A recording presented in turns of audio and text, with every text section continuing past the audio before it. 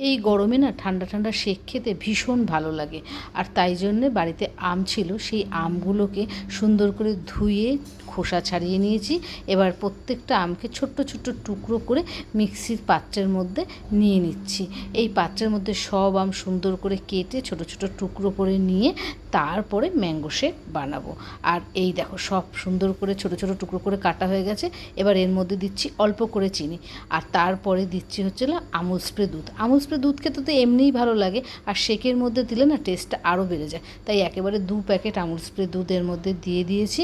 আর তারপরে মিষ্টির ব্যালেন্সটা ঠিকঠাক রাখার জন্য দিয়ে দিয়েছি বিট নুন। বিট নুনটা দিলে না টেস্টটা একটু বেশিই ভালো হয়। আর এরপর দেবো হচ্ছে অল্প করে জল, যাতে সুন্দর করে সব কিছু একেবারে মিশে যায়। তাই জন্য অল্প করে একটু জল দিয়ে দিলাম। আর এই দেখো সব কিছু একসাথে দেওয়া হয়ে গেছে। এইবার মিক্সিটাকে সুন্দর করে চালিয়ে দেবো, আর একটু বেশি সময় ধরে সুন্দর করে ঘন করে একদম গুলে নিয়েছি। তারাও তোমাদেরকে দেখাচ্ছি। এই দেখো কি সুন্দর একদম ঘন থকথকে করে গুলে নিয়েছি। এবার এটাকে একটা পাত্রে ঢেলে নিয়ে রেখে দেবো ফ্রিজে। ঠান্ডা ঠান্ডা শেক খেতে তো বেশ ভালোই লাগে, তাই ফ্রিজে এখন এটাকে সুন্দর করে রেখে দেবো।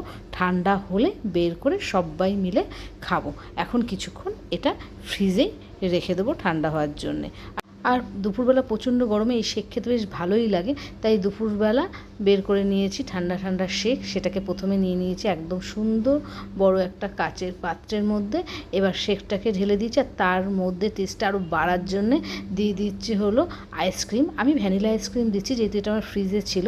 এর মধ্যে ম্যাঙ্গো আইসক্রিম দিলে না আরও টেস্ট হতো, যেহেতু ম্যাঙ্গো শেক, তাই ম্যাঙ্গো আইসক্রিমটা আরও ভালো লাগতো দিলে।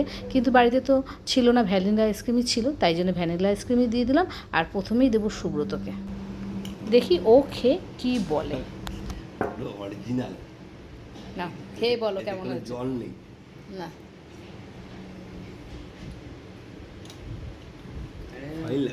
হ্যাঁ ফাইন হয়েছে, দাও 100 টাকা দাও। না খাও খাও খাও, থ্যাংক ইউ।